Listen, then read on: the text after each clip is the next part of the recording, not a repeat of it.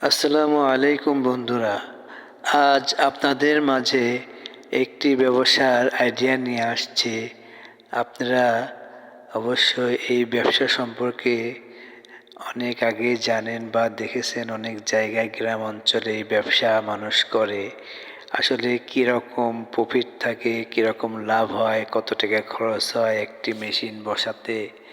আপনার যে মেশিনগুলো দেখছেন এগুলো আসলে ধান ভাঙানো মেশিন, তারপর চাউল ভাঙানো মেশিন, তারপরে আপনার ওই ভেজা চাউল ভাঙায়, মরিচের গুঁড়া, হলুদ, এই যে মিল, এই মিল বসাইতে কত পরিমাণ টাকা লাগে, কত খরচ হয়, আপনি দিয়ে সেটা এটা লাভবান হতে পারবেন কি না সে সম্পর্কে আজকে বিস্তারিত আলোচনা করবেন ইনশাল্লাহ।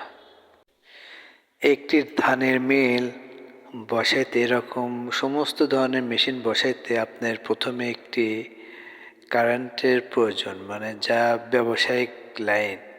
এই ব্যবসায়িক লাইন নিতে আপনি মিনিমাম 3 লক্ষ টাকা লাগবে, 2.5 থেকে 3 লক্ষ টাকা মিনিমাম লাগবে। আবার এই মেশিনের যে লাইন, এই লাইন পাস হইতে অনেক সময় লাগে। আর এটা আপনার শুধু এটা হচ্ছে আপনার বিদ্যুতের।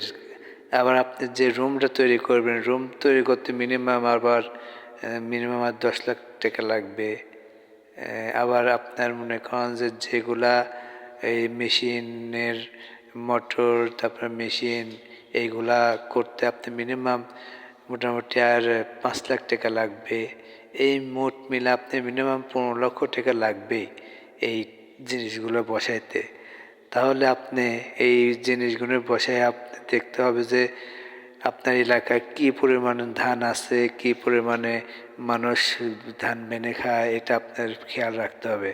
যদি আপনি বসানোর পরে যদি আপনার সেই টাকা অনুযায়ী সেই প্রফিটটা যদি না আসে, তাহলে আপনি অবশ্যই লস খাবেন। আমি অনেক জায়গায় ঘুরে ঘুরে দেখেছি, অনেক মিল বন্ধ হয়ে গেছে এইসব করতে বসে। লাইন নিয়েছে অনেক টাকা খরচ করে আপনার মিল বসেছে। মিল বসার পরে যে আপনার এই বিদ্যুৎ বিল উঠতে চায় না। এই জন্য আপনারা অনেক সাবধানতার সাথে এই মিলগুলো বসাইবেন, অনেক টাকা আটকে যায় ভিতরে।